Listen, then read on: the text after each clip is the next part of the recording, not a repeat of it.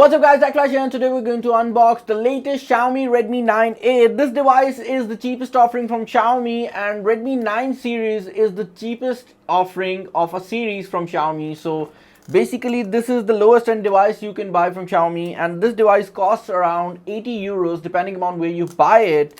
Now if you look at the box, you can see that it is clearly written that it has easy access to Google apps you love the most. Now this is a direct hit towards Huawei, which is basically facing a sanction from US these days. Now the variant I have with me is a 2GB 32GB variant, so you are going to get 2GB of RAM and 32GB of internal storage.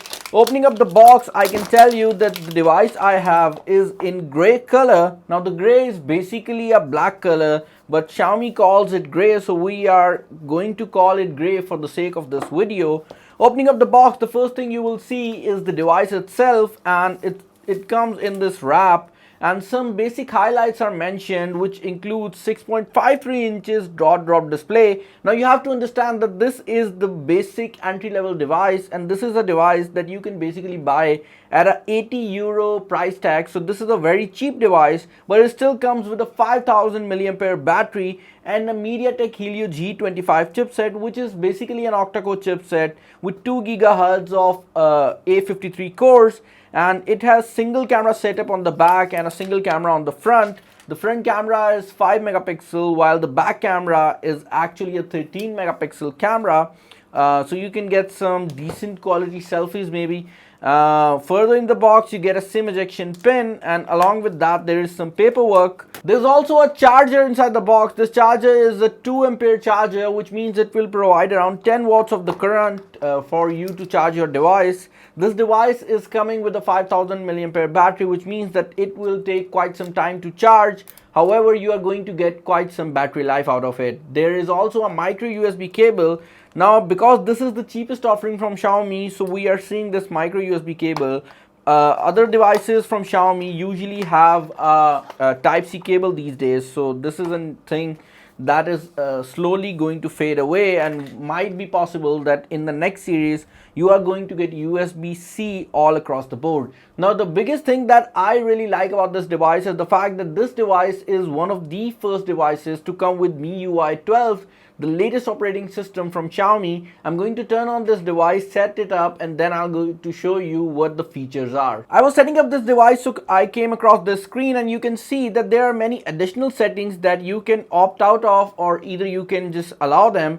Now the first setting is the location access, which I am definitely going to turn off. Then there is this user experience program, which is somehow sharing the user stats with Xiaomi. I'm not also going to send this out. Then there is this diagnostic data that again sends our information to the Xiaomi servers. We are not going to allow that. I'm going to keep up the automatic system updates. Also, you can see that Xiaomi is one of those brands which are providing ads in their operating system. So there is this personalized ad option, which I'm going to turn off again, and it is stopping me from doing that. Other than that, there is this wallpaper carousel that I'm also going to turn off. There are two themes this time around, so I'm going to apply it, and I think it will take some time.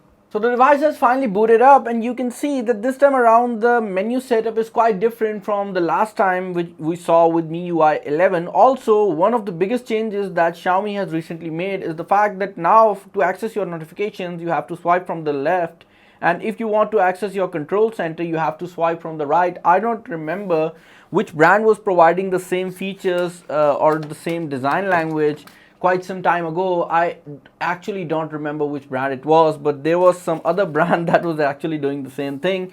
And yes, this is exactly what Apple did. In fact, the whole look of the operating system is quite close to what Apple has been providing, and you can see that these notification widgets and all the control center menu icons are quite close to what Apple was providing. But this is not a bad thing. At the end of the day, if the consumer is happy with the device, I don't think so there is any harm done. Also, you can see that in this cheap device you are getting a latest operating system. This is based on Android 10, so you are getting the latest security updates.